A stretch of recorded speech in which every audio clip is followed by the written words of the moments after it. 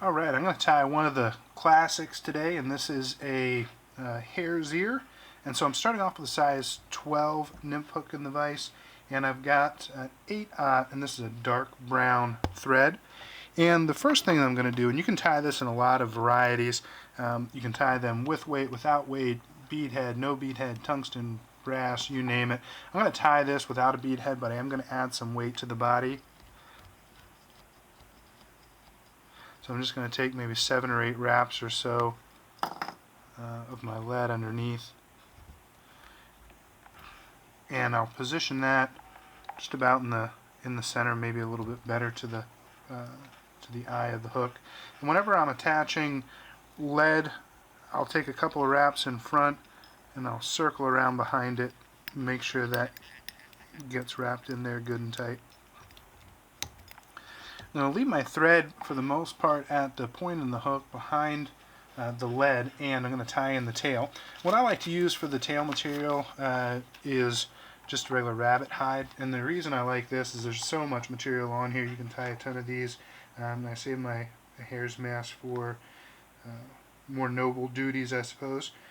My only advice when doing this, and you can see how with the variety of different colors in any one pelt, you can make it to whatever matches the color that you're looking for. But when you take this off, I always take more than I think I'll need, and the reason I do that is as you start to thin this out, you're going to lose some of the material. So you can see about the width that I took to start, and then once I start to pull off all that under fur, it's really going to decrease in volume.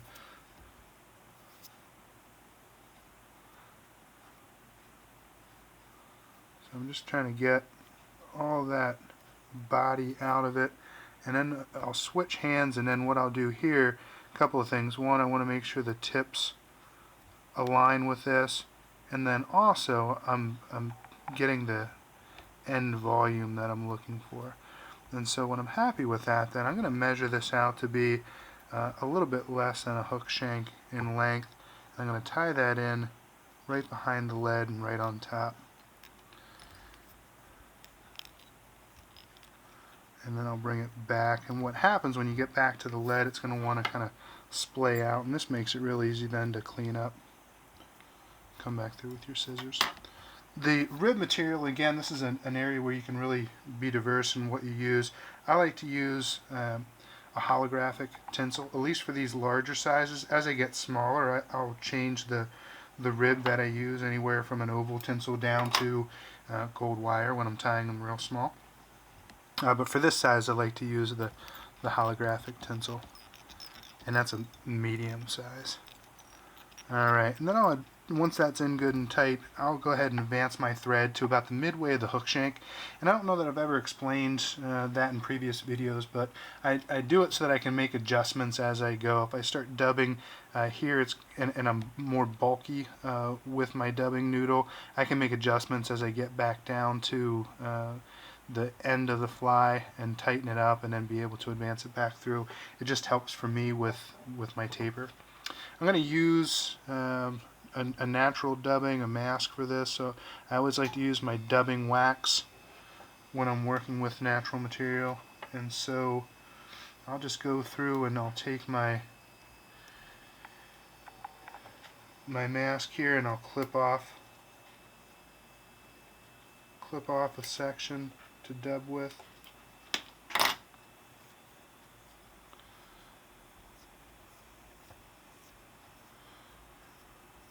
And I'll just get that started on the thread.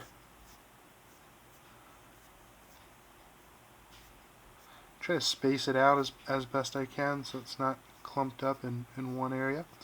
And then I can just start to work this onto the hook shank.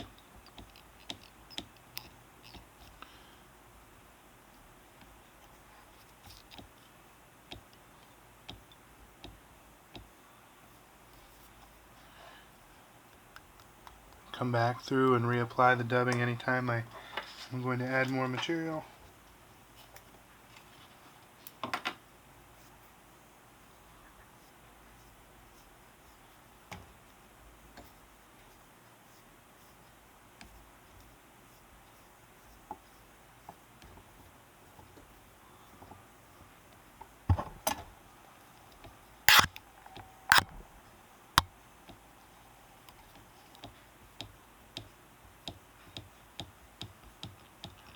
And I don't mind running my thread back through it.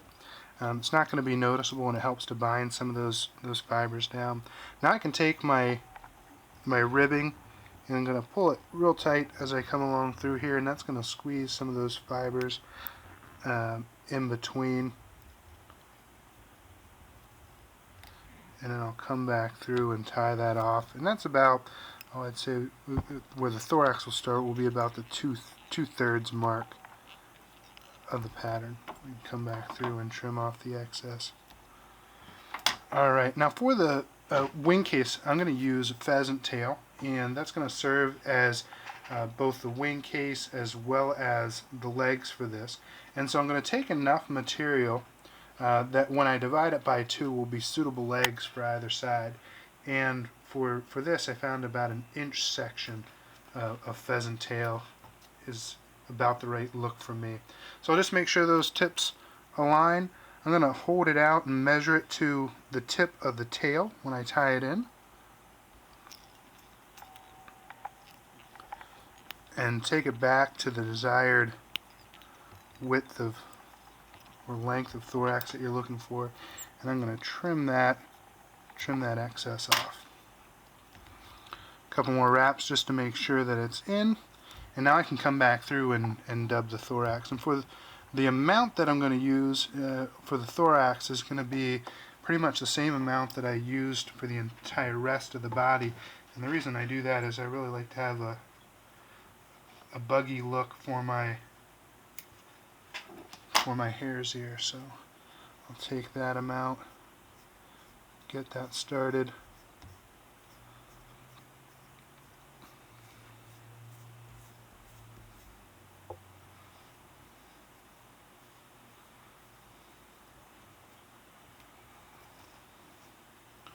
And then I'll bring that up through.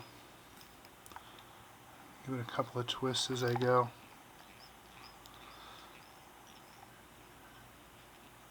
And again, I don't mind if I take a couple of turns through the material itself. Now I'm going to come back and I want to make a little flat spot there on the top.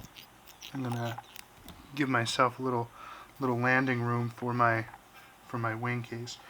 And so now what I can do is just fold this straight over top, and I'll flatten it out a bit so that it covers the back of the pattern, and I'll make 2 wraps, and I'll put pretty good pressure on, and what that does is it helps splay those tips out. I'm just going to divide this into 2, and again the hope here is that I've taken enough material that they'll serve as a set of legs, and then I can just tighten that down.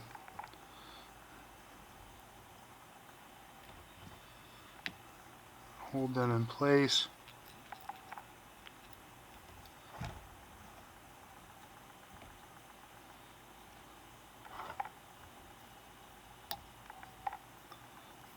Got one errant one tied in there.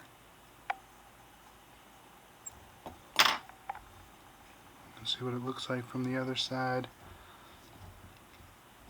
And now I'll just finish out this head.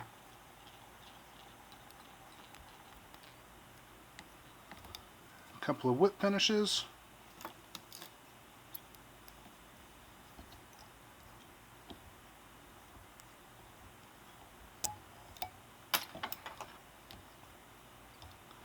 And trim off the excess.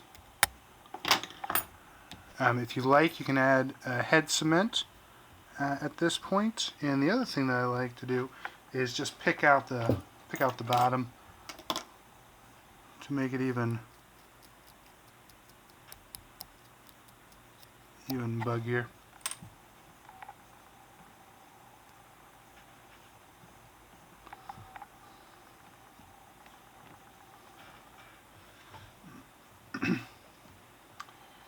And that's it. Again, it's a classic pattern, effective almost anywhere you go. And that is hare's ear.